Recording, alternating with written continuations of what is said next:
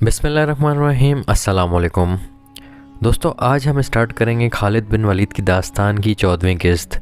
तो जिन दोस्तों ने पिछली किस्तें नहीं देखी वो पिछली किस्तें लाजमी देखें ताकि अगली तमाम किस्तों को समझने के लिए उनको आसानी हो जाए। तो दोस्तों, कहानी स्टार्ट करने से पहले आप लोगों से रिक्वेस्ट है कि हमारा चैनल ज़रूर सब्सक्राइब करें और अगर वीडियो पसंद आए तो लाइक और शेयर ज़रूर करें। तो दोस्तों, स्टार्ट करते हैं आज की 14वीं किस्त। अकरमा ने चलते चलते अपने 7 सवारों से कहा, सबसे पहले मैं खंदक फलांगूंगा। उमर बिन अब्दू ने कहा, क्या ये ठीक नहीं होगा कि सबसे पहले मेरा घोड़ा खंदक को फलांगे? नहीं उमरो, अकरमा ने कहा, मैं पहले जाऊंगा। अगर मेरा घोड़ा खंदक में गिर पड़ा तो तुम खंदक फलांगने की कोशिश ना करना, तुम्हारा सलार अपनी जान की कुर्बानी देगा। ये कहकर अकरमा ने घोड़े की बाग को झटका दिया। घोड़े का रुख खंदक की तरफ हुआ तो अकरमा ने ईड़ लगा दी। अरबी नस्ल का घोड़ा हवा से बातें करने लगा। अकरमा ने लगाम और ढीली कर दी और घोड़े को फिर ईड़ लगाई। घोड़े की लगाम और तेज़ हो गई। खंदक के किनारे पे जाकर अकरमा घोड़े की पीठ से उठा और आगे को झुक गया। घोड़ा हवा में बुलंद हो गया। खालिद कुछ दूर खड़ा देख रहा था और कबीले कुरैश के भी बहुत से लश्करी देख रहे थे। तारिक देख रही थी, ज़मीन व आसमान देख रहे थे। घोड़े के अगले पाँव खंदक के दूसरे किनारे से कुछ आगे और पिछले पाँव ऐन किनारे पर लगे। घोड़ा रफ्तार के ज़ोर पर आगे चला गया। इसकी अगली टांगें दोहरी हो गईं। इसका मुंह ज़मीन से लगा। अकरमा गिरते गिरते बचा। घोड़ा भी संभल गया और अकरमा भी। इसे अपने पीछे ललकार सुनाई दी, आगे निकल जाओ अकरमा। अकरमा ने पीछे देखा। उमर बिन अब्दू का घोड़ा हवा में उड़ा आ रहा था। उमर रकाबों पर खड़ा आगे को झुका हुआ था। किसी को तवक्का नहीं थी कि इतने वज़नी सवार के नीचे घोड़ा खंदक फलांग जाएगा, लेकिन घोड़ा इसी जगह जा पड़ा जहां अकरमा का घोड़ा गिरा था। उमर के घोड़े की टांगें ऐसी दोहरी हुईं कि मुंह के बल गिरा और एक पहलू में लुढ़क गया। उमर घोड़े की पीठ से लुढ़क कर कलाबाजियाँ खाता गया। एक लम्हे में घोड़ा खड़ा हुआ। इधर उमर उठा और पलक झपकते में घोड़े पर सवार हो गया। इसके पीछे अकरमा के 2 सवार इकट्ठे चले आ रहे थे। खंदक के किनारे पे आके दोनों सवारों ने अपने घोड़ों की पीठें खाली कर दी थीं और इनकी गर्दनों पर झुके हुए थे। दोनों घोड़े खंदक फलांग आए। अहले कुरैश के लश्कर ने दाद व तहसीन के नारे लगाए। इस शोर से मुसलमान पहरेदार दौड़े हुए आए। इतने में अकरमा के 2 और घोड़े अपने सवारों को उठाए खंदक के किनारे से हवा में उठे। इनके पीछे 7 में से बाकी सवारों ने भी अपने घोड़ों को ईड़ लगा दी। तमाम घोड़े खंदक फलांग आए। ठहर जाओ, अकरमा ने मुसलमान संतरियों को बुलंद आवाज़ में कहा, कोई और घोड़ा खंदक के इस तरफ नहीं आएगा। मोहम्मद सल्लल्लाहु अलैहि वसल्लम को बुलाओ। तुम में जो सबसे ज़्यादा बहादुर है उसे लाओ। वो मेरे एक आदमी का मुकाबला करके गिरा ले तो हम सबको कत्ल कर देना। खुदा की कसम, हम तुम्हारा खून इस रेत पर छड़क कर वापस चले जाएंगे। मुसलमानों की इज्तिमागाह में खलबली सी पैदा हो गई। एक शोर था, कुरैश और ग़ुतफ़ान ने खंदक अबूर कर ली। मुसलमानों, तुम्हारा इम्तिहान का वक्त आ गया है। होशियार, ख़बरदार, दुश्मन आ गया है।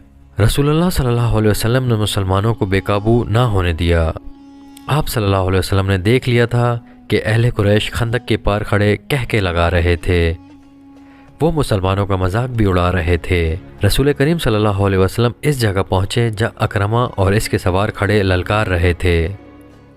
रसूल करीम सल्लल्लाहु अलैहि वसल्लम के साथ हज़रत अली रज़ियल्लाहु तआला अन्हु भी थे।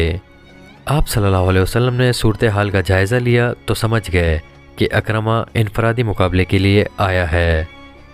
आप सल्लल्लाहु अलैहि वसल्लम को और हज़रत अली रज़ियल्लाहु तआला अन्हु को देखकर उमर बिन अब्दू ने अपना घोड़ा आगे बढ़ाया। कसम है हैबल और अज़ा की, उमर ने ललकार कर कहा, तुम में मुझे कोई एक भी नज़र नहीं आ रहा जो मेरे मुकाबले में उतर सके। मौरख ऐनी शाहिदों के हवाले से लिखते हैं कि मुसलमानों की खामोशी गवाही दे रही थी कि इन पर उमर का खौफ तारी हो गया था। वजह ये थी कि उमर की जसामत और ताकत के ऐसे ऐसे किस्से मशहूर थे जैसे वो माफूकुल फितरत ताकत का मालिक हो। देखा शायद किसी ने भी नहीं था, लेकिन सब कहते थे कि उमर घोड़े को अपने कंधों पर उठा सकता है और वो 500 घोड़सवारों को अकेला शिकस्त दे सकता है। اس کے متعلق ہر کوئی تسلیم کرتا تھا کہ اسے نہ کوئی گرا سکا ہے اور نہ کوئی گرا سکے گا۔ ابو سفیان خندق کے پاس کھڑا دیکھ رہا تھا، خالد اور صفوان بھی دیکھ رہے تھے، غطفان، اینیا اور ان کا تمام لشکر دیکھ رہا تھا، اور نعیم بن مسعود رضی اللہ تعالیٰ عنہ بھی غیر مسلموں کے لشکر میں کھڑے ہوئے تھے۔ میں جانتا ہوں تم میں سے کوئی آگے نہیں آئے گا، عمرو بن عبدو کی للکار ایک بار پھر گرجی۔ خندق کے پار قریش کا کہکا بلند ہوا۔ حضرت علی رضی اللہ تعالیٰ عنہ نے رسول خدا صلی اللہ علیہ وسلم کی طرف دیکھا۔ آپ صلی اللہ علیہ وسلم نے اپنا امامہ سر سے اتارا اور حضرت علی رضی اللہ تعالیٰ عنہ کے سر پر باندھ دیا، پھر اپنی تلوار حضرت علی رضی اللہ تعالیٰ عنہ کو دی۔ مورخ ابن سعد نے لکھا ہے کہ رسول کریم صلی اللہ علیہ وسلم کی سرگوشی سنائی دی، علی کا مددگار تو ہی ہے میرے اللہ۔ مورخین نے اس تلوار کے متعلق جو رسول کریم صلی اللہ علیہ وسلم نے حضرت علی رضی اللہ تعالیٰ عنہ کو دی تھی لکھا ہے کہ یہ تلوار قریش کے مشہور جنگجو منبہ بن حجاج کی تھی، وہ بدر کی لڑائی میں مارا گیا تھا۔ فاتح مجاہدین نے یہ تلوار حضور صلی اللہ علیہ وسلم کو پیش کی تھی۔ آپ صلی اللہ علیہ وسلم نے اس کے بعد یہی تلوار اپنے پاس رکھی۔ اب آپ صلی اللہ علیہ وسلم نے وہی تلوار حضرت علی رضی اللہ تعالیٰ عنہ کو دے کر عرب کے ایک دیو قامت کے مقابلے میں اتارا۔ یہ تلوار تاریخ اسلام میں ذوالفقار کے نام سے مشہور ہوئی۔ حضرت علی رضی اللہ تعالیٰ عنہ عمرو بن عبدو کے سامنے جا کھڑے ہوئے۔ ابو طالب کے بیٹے عمرو جو گھوڑے پر سوار تھا حضرت علی رضی اللہ تعالیٰ عنہ سے مخاطب ہوا، کیا تم بھول گئے ہو کہ تمہارا باپ میرا کتنا گہرا دوست تھا؟ کیا یہ میرے لیے بہت بڑا فعل نہیں ہوگا کہ میں اپنے عزیز دوست کے بیٹے کو قتل کر دوں؟ اے میرے باپ کے دوست، حضرت علی رضی اللہ تعالیٰ عنہ نے للکار کر جواب دیا، ہماری دوستی ختم ہو چکی ہے، خدا کی قسم میں تمہیں صرف ایک بار کہوں گا کہ اللہ کو برحق اور محمد صلی اللہ علیہ وسلم کو اللہ کا رسول تسلیم کر لو اور ہم میں شامل ہو جاؤ۔ تم نے ایک بار کہہ لیا ہے، عمرو نے کہا، میں دوسری بار یہ بات نہیں سنوں گا۔ میں یہ بھی کہوں گا کہ میں تمہیں قتل کرنا نہیں چاہتا، لیکن میں تمہیں قتل کرنا چاہتا ہوں عمرو۔ حضرت علی رضی اللہ تعالیٰ عنہ نے کہا، اتر گھوڑے سے اور آ میرے مقابلے پہ، اور بچا اپنے آپ کو اس تلوار سے جو مجھے اللہ کے رسول صلی اللہ علیہ وسلم نے عطا کی ہے۔ عمرو کے متعلق مورخ لکھتے ہیں کہ وہ وحشی تھا، جب غصے میں آتا تھا تو اس کا چہرہ غضبناک ہو کر درندوں جیسا ہو جاتا تھا۔ وہ گھوڑے سے کود کر اترا اور تلوار سونت کر حضرت علی رضی اللہ تعالیٰ عنہ پر پہلا وار اتنی تیزی سے کیا کہ دیکھنے والے یہ سمجھے کہ اس کی تلوار نے حضرت علی رضی اللہ تعالیٰ عنہ کو کاٹ دیا ہے، لیکن حضرت علی رضی اللہ تعالیٰ عنہ یہ بھرپور وار بچا گئے۔ اس کے بعد عمرو نے یک کے بعد دیگرے حضرت علی رضی اللہ تعالیٰ عنہ پر متعدد وار کیے۔ حضرت علی رضی اللہ تعالیٰ عنہ نے ہر وار غیر متوقع پینترا بدل کر بچایا۔ عمرو نے یہ تو سوچا ہی نہیں تھا کہ جس جسامت اور طاقت پر اسے اتنا گھمنڈ ہے وہ ہر جگہ کام نہیں آ سکتی۔ تیگ زنی کے مارکے میں جس تیزی اور پھرتی کا مظاہرہ حضرت علی رضی اللہ تعالیٰ عنہ کر رہے تھے وہ عمرو نہیں کر سکتا تھا، کیونکہ اس کا جسم بھاری بھرکم تھا۔ اگر وہ گھوڑے کو اپنے کندھوں پر اٹھا بھی سکتا تھا تو بھی اس میں گھوڑے جیسی رفتار نہیں تھی، اس کی طاقت گھوڑے سے زیادہ بھی ہو سکتی تھی۔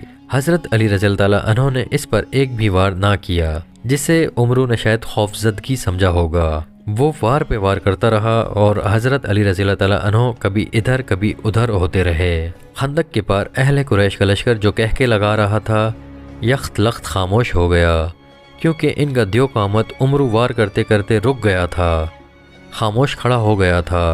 وہ ہانپ رہا تھا، وہ غالباً حیران تھا کہ یہ نوجوان جو قد بت میں اس کے جسم کا 20واں حصہ بھی نہیں ہے اس سے مروب کیوں نہیں ہوا۔ دراصل عمرو تھک گیا تھا۔ حضرت علی رضی اللہ تعالیٰ عنہ نے جب اس کی یہ حالت دیکھی کہ وہ اپنی طاقت اتنے سارے وار کرتے کرتے صرف کر چکا ہے اور حیران و پریشان کھڑا ہے، تو حضرت علی رضی اللہ تعالیٰ عنہ نے یہ حیران کن مظاہرہ کیا کہ تلوار پھینک کر بجلی کی تیزی سے عمرو پر جھپٹے اور اچھل کر اس کی گردن اپنے ہاتھوں میں دبوچ لی۔ اس کے ساتھ ہی حضرت علی رضی اللہ تعالیٰ عنہ نے عمرو کی ٹانگوں پہ اپنی ٹانگ ایسے پھنسائی کہ وہ پیٹھ کے بل گرا۔ اس نے اپنی گردن چھڑانے کے لیے بہت زور لگایا، لیکن اس کی گردن حضرت علی رضی اللہ تعالیٰ عنہ کی آہنی گرفت سے آزاد نہ ہو سکی۔ حضرت علی رضی اللہ تعالیٰ عنہ نے اس کی گردن سے ایک ہاتھ ہٹا کر کمر بند سے خنجر نکالا اور اس کی نوک عمرو کی شہرک پر رکھ دی۔ اب بھی میرے اللہ کے رسول صلی اللہ علیہ وسلم پر ایمان لے آئے تو میں تیری جان بخش دوں گا، حضرت علی رضی اللہ تعالیٰ عنہ نے کہا۔ عمرو بن عبدو نے جب دیکھا کہ اس کی وہ طاقت جس سے اہل عرب لرزتے تھے بیکار ہو گئی ہے تو اس نے یہ اونچی حرکت کی کہ حضرت علی رضی اللہ تعالیٰ عنہ کے منہ پر تھوک دیا۔ دیکھنے والے ایک بار پھر حیران رہ گئے کیونکہ حضرت علی رضی اللہ تعالیٰ عنہ خنجر سے اس کی شہرک کاٹ دینے کے بجائے اٹھ کھڑے ہوئے۔ انہوں نے خنجر کمر بند میں رکھ لیا اور ہاتھوں سے اپنا چہرہ صاف کیا۔ عمرو اب اس طرح اٹھا جیسے اس کے جسم کی طاقت ختم ہو چکی ہے۔ صرف اسے ہی نہیں، ہر کسی کو توقع تھی کہ حضرت علی رضی اللہ تعالیٰ عنہ اسے زندہ نہیں اٹھنے دیں گے، لیکن حضرت علی رضی اللہ تعالیٰ عنہ بڑے آرام سے پیچھے ہٹے۔ عمرو، حضرت علی رضی اللہ تعالیٰ عنہ نے کہا، میں نے اللہ کے نام پر تیرے ساتھ زندگی اور موت کا مقابلہ کیا ہے، لیکن تو نے میرے منہ پر تھوک کر میرے دل میں ذاتی دشمنی پیدا کر دی۔ میں تجھے ذاتی دشمنی کی بنا پر قتل نہیں کروں گا، کہیں ایسا نہ ہو کہ میرے خدا کو میرا یہ انتقام اچھا نہ لگے۔ جا یہاں سے، اپنی جان لے کر واپس چلا جا۔ عمرو بن عبدو شکست تسلیم کرنے والا آدمی نہیں تھا۔ مورخ لکھتے ہیں کہ میدان میں اس کی یہ پہلی ہار تھی جسے وہ برداشت نہ کر سکا۔ اس نے اپنی ہار کو جیت میں بدلنے کے لیے یہ اونچی حرکت کی کہ تلوار نکال کر حضرت علی رضی اللہ تعالیٰ عنہ پر جھپٹ پڑا۔ حضرت علی رضی اللہ تعالیٰ عنہ اس حملے کے لیے تیار نہیں تھے، لیکن ان کی کامیابی کے لیے رسول خدا صلی اللہ علیہ وسلم نے اللہ سے مدد مانگی تھی۔ عین وقت پر جب عمرو کی تلوار اور حضرت علی رضی اللہ تعالیٰ عنہ کی گردن میں 2-4 لمحوں کا فاصلہ رہ گیا تھا، حضرت علی رضی اللہ تعالیٰ عنہ نے اپنی ڈھال آگے کر دی۔ عمرو کا وار اس قدر زوردار تھا کہ اس کی تلوار نے حضرت علی رضی اللہ تعالیٰ عنہ کی ڈھال کو کاٹ دیا۔ ڈھال حضرت علی رضی اللہ تعالیٰ عنہ کے کان کے قریب سر پر لگی، جس سے خون پھوٹنے لگا۔ عمرو ڈھال میں سے تلوار کھینچ ہی رہا تھا کہ حضرت علی رضی اللہ تعالیٰ عنہ کی وہ تلوار جو انہیں رسول کریم صلی اللہ علیہ وسلم نے دی تھی اتنی تیزی سے حرکت میں آئی کہ عمرو کی گردن کٹ گئی۔ گردن پوری نہ کٹی لیکن شہرک کٹ چکی تھی۔ عمرو کی تلوار اس کے ہاتھ سے چھوٹ گئی، اس کا جسم ڈولنے لگا۔ حضرت علی رضی اللہ تعالیٰ عنہ نے اس پر دوسرا وار نہ کیا۔ انہوں نے دیکھ لیا تھا کہ یہی وار کافی ہے۔ عمرو کی ٹانگیں دوہری ہوئیں، اس کے گھٹنے زمین پر لگے اور وہ لڑک گیا۔ عرب کی مٹی اس کا خون چوسنے لگی۔ خندق کے پار دشمن کے لشکر پر ایسا سکوت طاری ہو گیا جیسے پورا کا پورا لشکر کھڑے کھڑے مر گیا ہو۔ اب مسلمانوں کے نعرے گونج رہے تھے۔ عربوں کی رسم کے مطابق اس مقابلے کا دوسرا مرحلہ شروع ہو گیا تھا۔ مسلمانوں کے ایک حبش نے اکرمہ اور اس کے باقی سواروں پر حملہ کر دیا تھا۔ قریش کے ان سواروں کے لیے بھاگ نکلنے کے سوا اور کوئی چارہ نہ تھا۔ وہ خیریت سے پسپا ہونے کے لیے لڑے۔ اس معرکے میں قریش کا ایک آدمی مارا گیا۔ اکرمہ نے اپنا ایک گھوڑا خندق کی طرف موڑ کر بھاگ نکلنے کے لیے اینٹ لگائی۔ خندق پھلانگنے سے پہلے اکرمہ نے اپنی برچھی پھینک دی۔ ان میں سے ایک سوار جس کا نام خالد بن عبداللہ تھا خندق کو پھلانگ نہ سکا۔ اس کا گھوڑا خندق کے اگلے کنارے سے ٹکرایا اور خندق میں جا پڑا۔ وہ اٹھ کر کنارے پر چڑھنے کی کوشش کرنے لگا لیکن مسلمانوں نے اس پر پتھروں کی بوچھاڑ کر دی اور وہ وہیں ختم ہو گیا۔ رسول کریم صلی اللہ علیہ وسلم نے حکم دیا کہ خندق کے اس مقام پر مستقل پہرے کا انتظام کر دیا جائے کیونکہ وہاں سے خندق پھلانگی جا سکتی تھی۔ دوسرے دن خالد اپنے گھوڑ سوار دستے میں سے چند ایک جانباز سوار منتخب کر کے خندق عبور کرنے کو چل پڑا۔ خالد، رک جاؤ، ابو سفیان نے کہا۔ کیا تم نے کل اکرمہ کے سواروں کا انجام نہیں دیکھا؟ اب مسلمانوں نے وہاں پہرے کا اور زیادہ مضبوط انتظام کر دیا ہوگا۔ کیا یہ بہتر نہیں کہ لڑے بغیر واپس جانے کے بجائے تم میری لاش میرے گھوڑے پر رکھ کر مکہ لے جاؤ؟ خالد نے کہا۔ اگر ہم ایک دوسرے کے انجام سے ڈرنے لگے تو وہ دن بہت جلد طلوع ہوگا جب ہم مسلمانوں کے غلام ہوں گے۔